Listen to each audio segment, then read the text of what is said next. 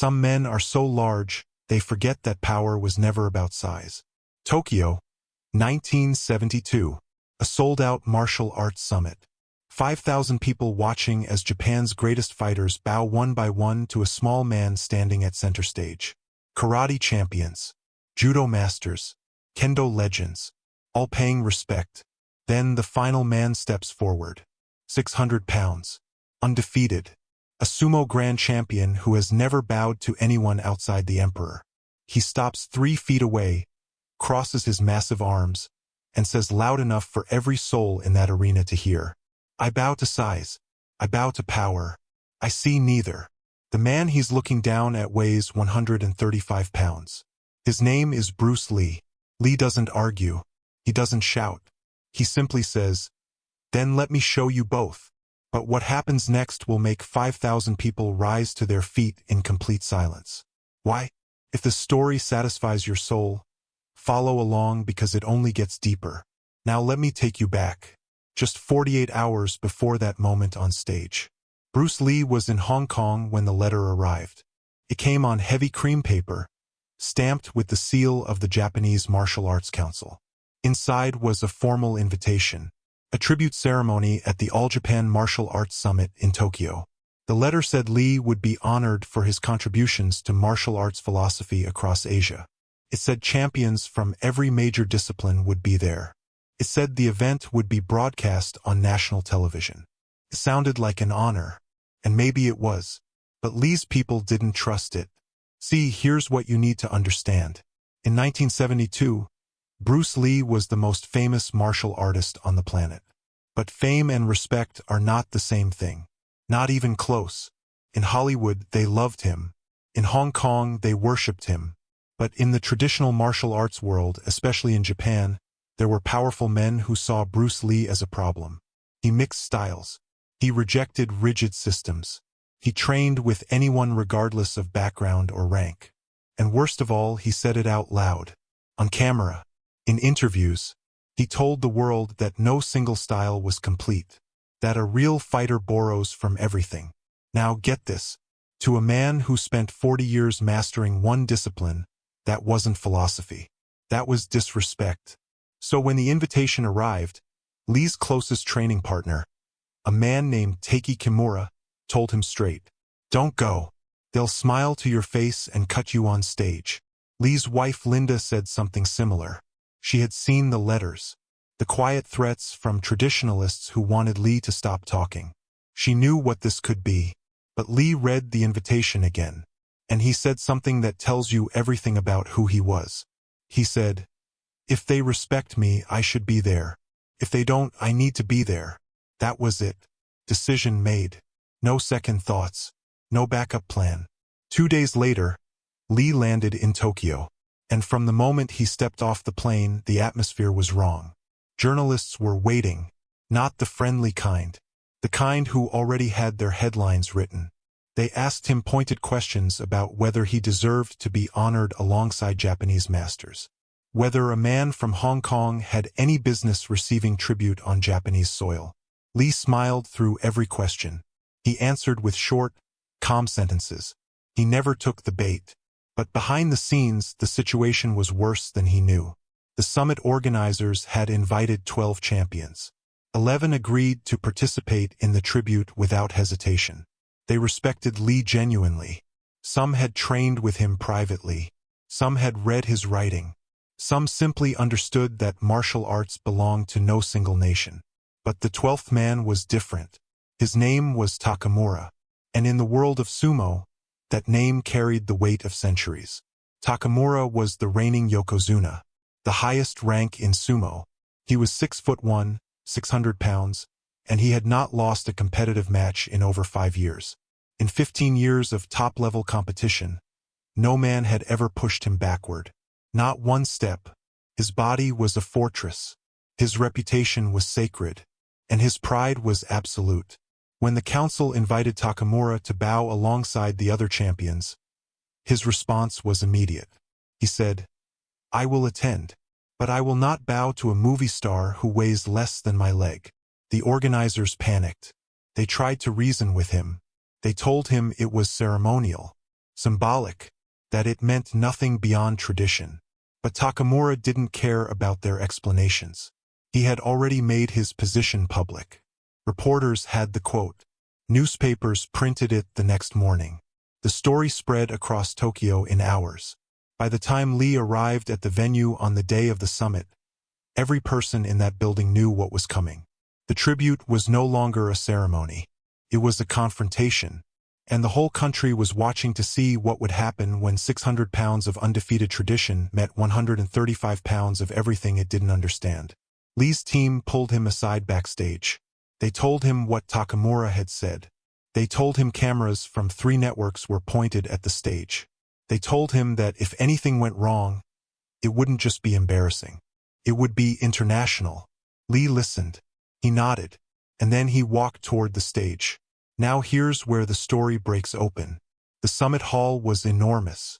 5,000 seats, every one of them filled. The stage was elevated, polished wood, lit from above. It looked like a temple floor. The ceremony began with speeches. Long, formal, traditional. The crowd listened politely. Then the tribute started. One by one, the champions approached Bruce Lee at center stage. First, a karate master from Okinawa. He bowed deeply. The crowd applauded. Then a judo champion from Osaka. Another bow. More applause. Then kendo. Then aikido. Each man approached, paid his respect, and stepped back. The rhythm was smooth, respectful, almost musical. 11 champions. 11 bows.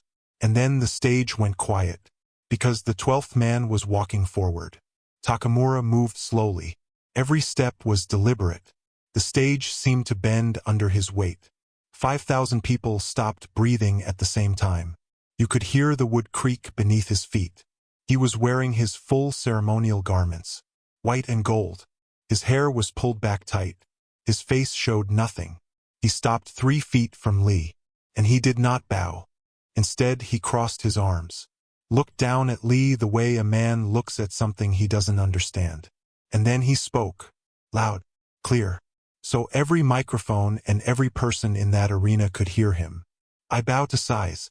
I bow to power. I see neither. The crowd gasped, audibly.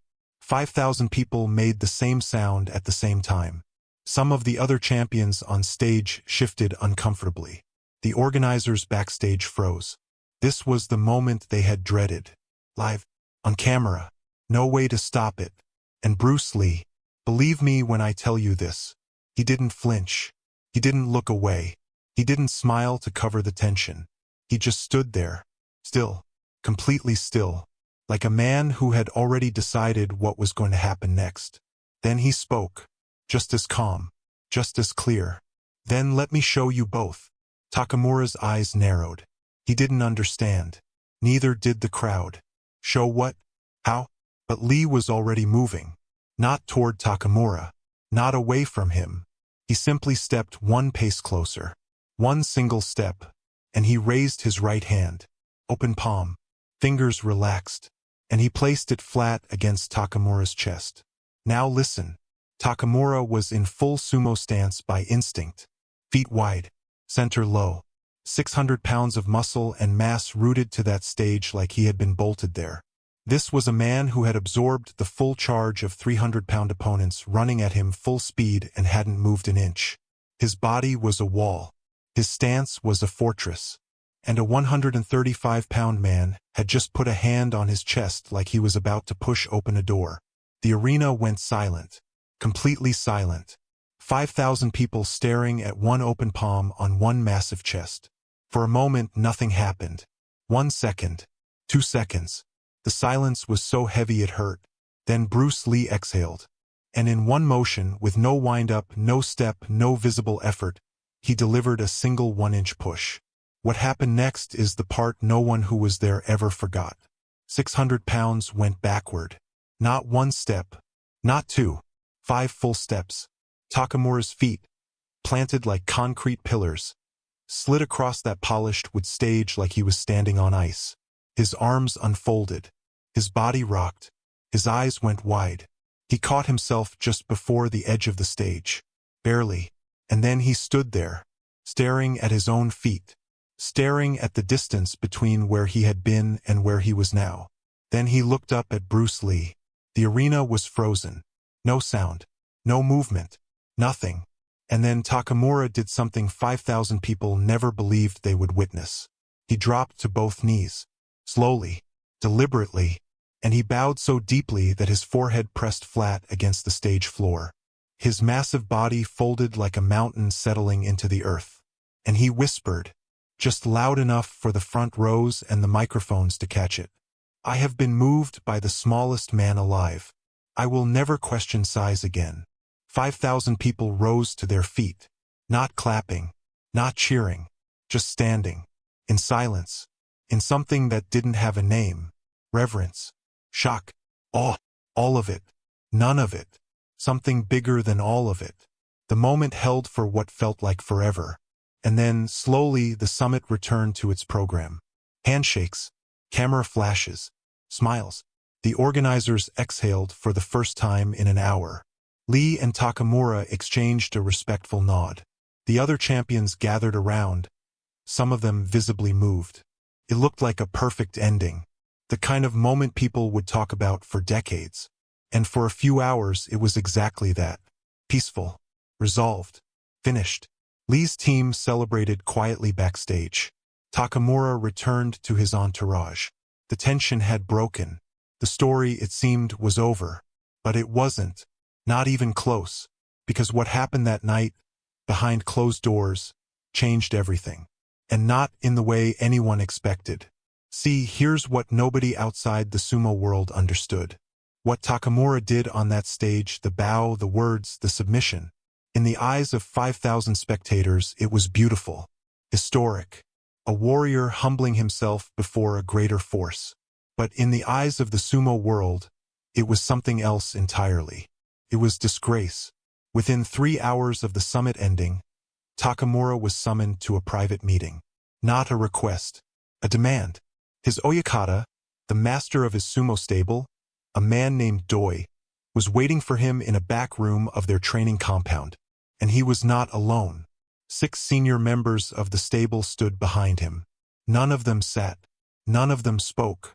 Doi was 71 years old. He had trained sumo wrestlers for 4 decades. He had built the Doi stable into one of the most feared in Japan. And he had watched the summit on live television. Every second of it. When Takamura walked in, Doi didn't greet him. He pointed to the floor. Takamura knelt. Then Doi spoke. And his voice was ice.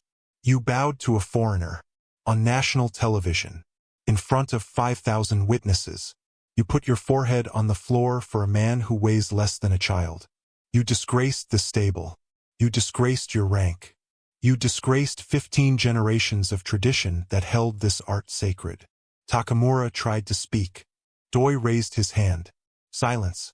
I trained you since you were 14 years old. I gave you a name. I gave you a rank. I made you Yokozuna. And you threw it on the ground for a man who does tricks. Now here's the thing.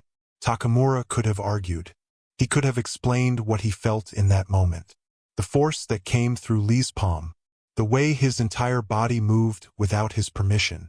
The realization that power wasn't what he thought it was. But in the sumo world, you don't argue with your oyakata. You listen. And you obey. Doi gave him an ultimatum. Public challenge. Full contact. Lee versus Takamura. No ceremony. No tribute. A real confrontation on Japanese soil. Broadcast nationally. And Takamura would win. He would reclaim his honor, the stable's honor, and the honor of sumo itself. Or he could refuse. And if he refused, he would be expelled. Stripped of his rank. His name removed from the records. 40 years of work, erased. As if he never existed. Takamura knelt there in silence for a long time. The room waited. No one moved. Finally, he said, I will consider it. Doi slammed his hand on the table. You will not consider it. You will do it. Takamura stood, bowed to his master, and walked out without another word. Meanwhile, across Tokyo, Bruce Lee was eating dinner at his hotel when a journalist he trusted called him. The journalist had a source inside the sumo world. And the source said that Takamura was being pressured to challenge Lee publicly. Not a demonstration. Not a ceremony. A fight. Lee put down his chopsticks. He listened carefully, asked 2 questions, then hung up. His team saw the change in his face immediately. Linda asked what happened. Lee told them. The room went cold. Taiki Kimura said what everyone was thinking. We leave tonight. This was never about honor. It's about saving face. And they'll use you to do it. Lee's translator, a Japanese-American man named George, agreed. If you stay, they'll twist this. Win or lose, you become the villain. The foreigner who came to Japan and caused chaos. Lee stood up, walked to the window, looked out at the Tokyo skyline. He said, I'm not leaving.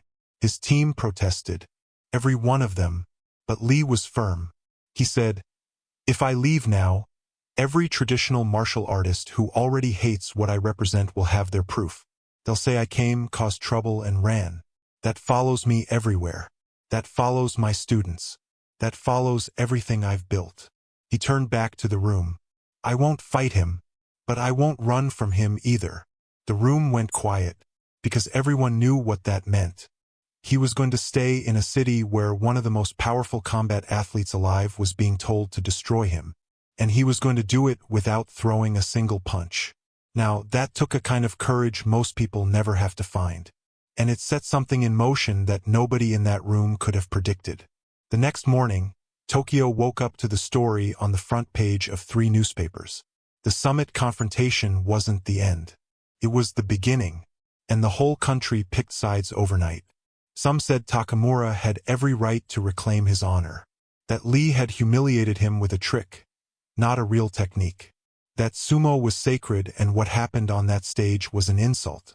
Others said Takamura got exactly what he asked for. He challenged Lee. Lee responded, and the result spoke for itself. But here's what nobody reported, because nobody knew. That same morning, a note arrived at Lee's hotel, hand-delivered. No name, no stable seal, just a single line of Japanese characters. George translated it. It read, I did not send the challenge. Meet me tonight, alone.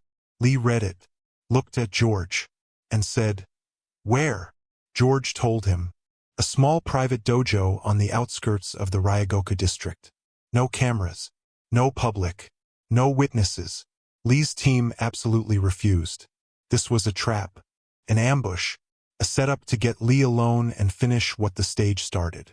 But Lee had already made up his mind. He could feel something in that note that his team couldn't read. Not a threat. Something that sounded like a man asking for help.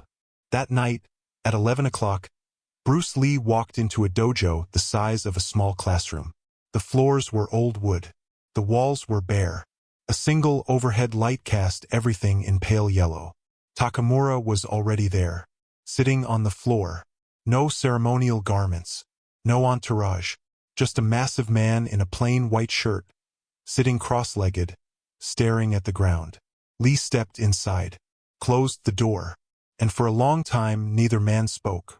Then Takamura looked up, and his eyes were not the eyes of a fighter. They were the eyes of a man who didn't know who he was anymore. He said, my stable wants me to challenge you. If I don't, they take everything. My rank, my name, my life's work. Lee sat down across from him, close enough to talk quietly. What do you want? Lee asked. Takamura was quiet for a moment. Then he said something that changed the direction of everything. I want to understand. How did you move me? I have trained my body for 30 years to be unmovable. No man has ever pushed me backward. Not once. And you did it with one hand. I need to know how. Lee studied him. This wasn't a challenge. This wasn't a trap.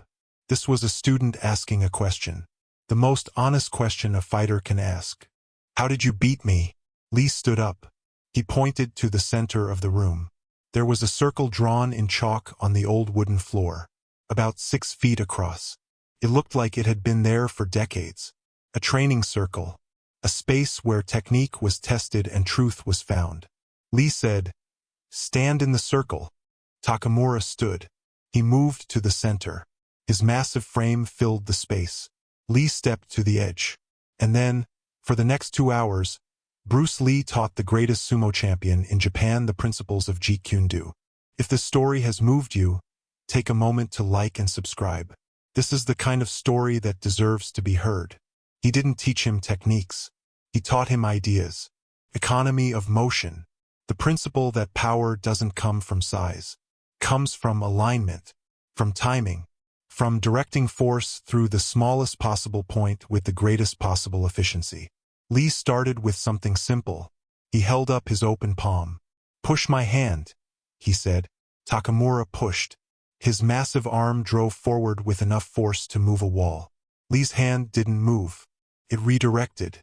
Takamura's own momentum carried him forward, off balance, stumbling past Lee like a wave breaking on a rock that wasn't there. Takamura turned around, confused. "Again," Lee said. Takamura pushed again. Same result. His force went somewhere but not where he aimed it. "You are strong," Lee said, "but you push in a straight line. The world is not a straight line." Then he showed Takamura how the 1-inch push worked. Not as a trick, as physics, as biomechanics. He explained how every joint in the body, from the ankle to the wrist, can add velocity to a single point of contact.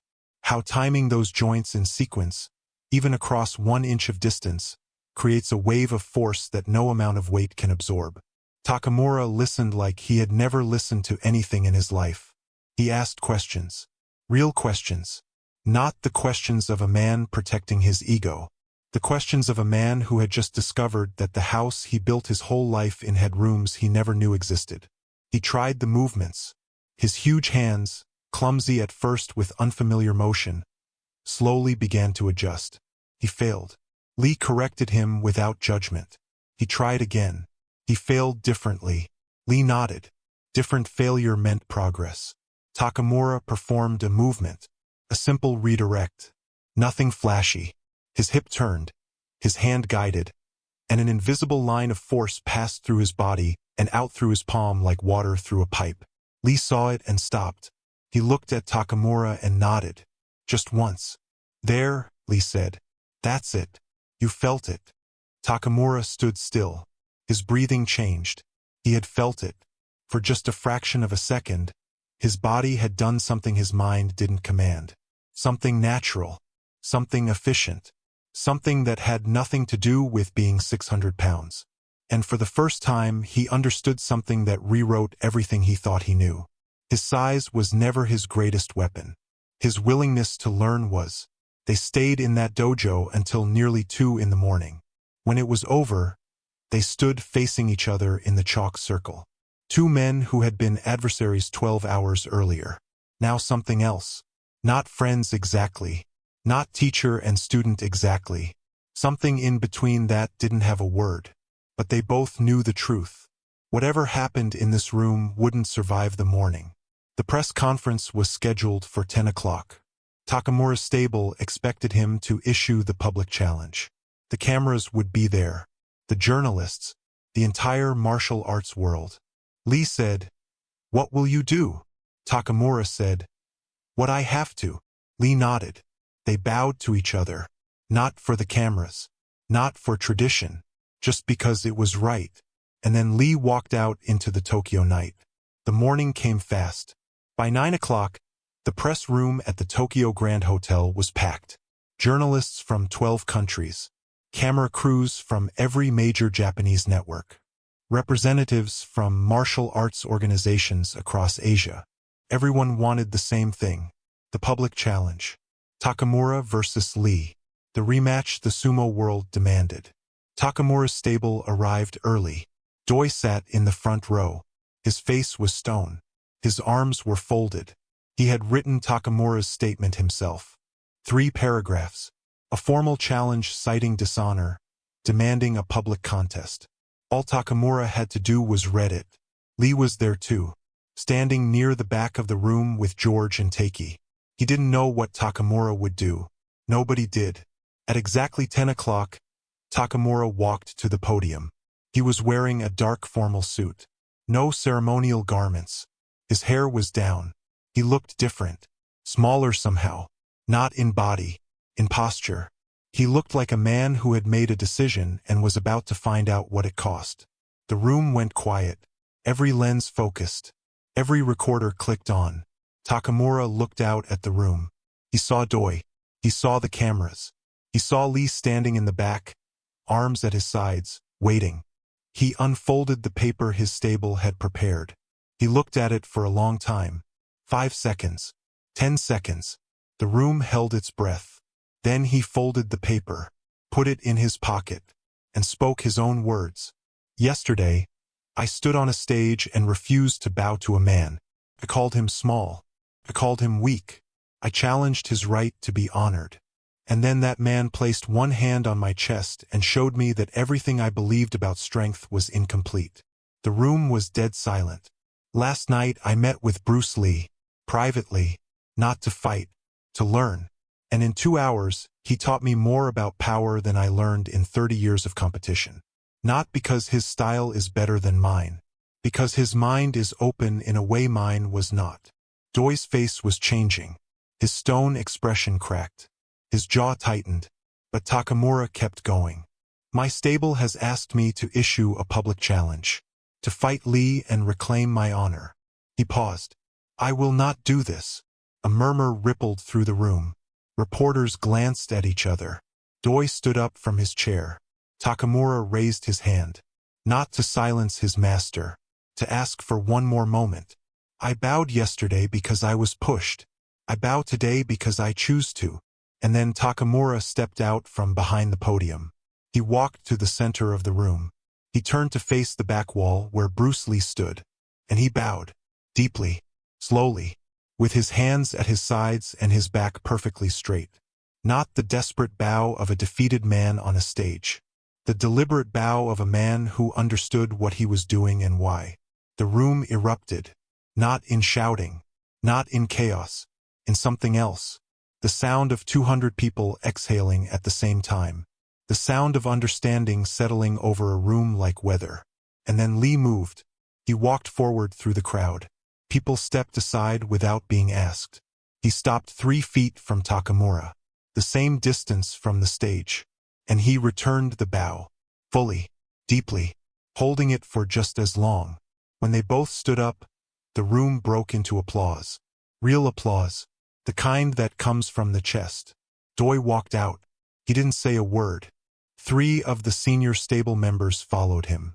Takamura watched them leave. His face didn't change. He had expected it. He had already counted the cost. The journalists didn't know what to write. Half of them had come expecting a war declaration. Instead, they got something they didn't have a category for. Some of them sat in their chairs long after the conference ended, notebooks open, pens still. Within a week, Takamura was formally expelled from the Doi stable. The letter was 1 paragraph. It thanked him for his years of service and informed him that his name had been removed from the stable registry. 40 years. 1 paragraph. His rank was not stripped because the Sumo Association, despite pressure, refused to act on what they called a personal matter. But his training home, his family of 4 decades, was gone. The first month was the hardest. Takamura had lived inside the sumo system since he was a teenager. He had never cooked his own meals, never managed his own schedule. For the first time in his adult life, he was alone with nothing but time and the question of what to do with it. He thought about what Lee had shown him in that dojo. Not the technique. The principle behind the technique. That rigidity is not strength. That being willing to move is not the same as being weak. That the strongest position a man can take is the one that allows him to adapt. And here's where the story becomes something bigger than 2 men on a stage. Within a year, Takamura opened his own dojo. Not a sumo stable. A dojo. He called it Shin Riki. New power. He taught a hybrid approach. Sumo strength and rooting combined with principles of adaptability and economy of motion. He never called it Jeet Kune Do. He never claimed to teach Lee's art. But anyone who trained there could feel the influence, the openness, the willingness to borrow from anything that worked. First, nobody came. The sumo world had blacklisted him. Traditional martial artists didn't trust a man who had publicly abandoned his own discipline. For 3 months, Takamura trained alone in his own dojo, running through the movements Lee had taught him, refining them, finding where they connected with what he already knew. Then one morning, a young man showed up, 19 years old, too small for sumo, too stubborn for judo. He had watched the press conference 3 times on television. He said, "I want to learn what you learned." Takamura looked at him for a long time. Then he pointed to the floor and said, "Start here." Young fighters came after that. Then older ones. Some from sumo, some from judo, some from styles that had no name. Takamura welcomed all of them, because a man who had spent his whole life believing that size was everything had learned, in one evening, that the willingness to learn was bigger than anybody. Lee returned to Hong Kong the day after the press conference. He never spoke publicly about the private meeting in the dojo. Not in interviews, not in his writing, not even to most of his inner circle. When asked about the summit years later, he would only say, "I went to Tokyo. I met a great man. He taught me something too." What Lee learned, he never said. Maybe it was that even the most rigid tradition can bend if the right person stands inside it. Maybe it was that strength isn't just about what you can do to someone. It's about what you can awaken in them. Maybe it was simpler than that. Maybe he just saw, for the first time, the full weight of what a man gives up when he chooses truth over tradition. We don't know. But here's what we do know. In a sold-out arena in Tokyo in 1972, a 600-pound champion looked down at a 135-pound man and saw nothing worth respecting. 30 seconds later, he was on his knees. And the next morning, he stood in front of the world and chose to kneel again. Not because he was pushed, because he finally understood what strength actually was. Some men are remembered for what they conquered, the arenas they filled, the records they broke, the opponents they destroyed. But a rare few are remembered for something else entirely. For the moment they changed, for the thing they gave up, for the mountain that chose to move. In Tokyo, a mountain learned to move, and an ocean learned that even the mightiest wave begins with stillness.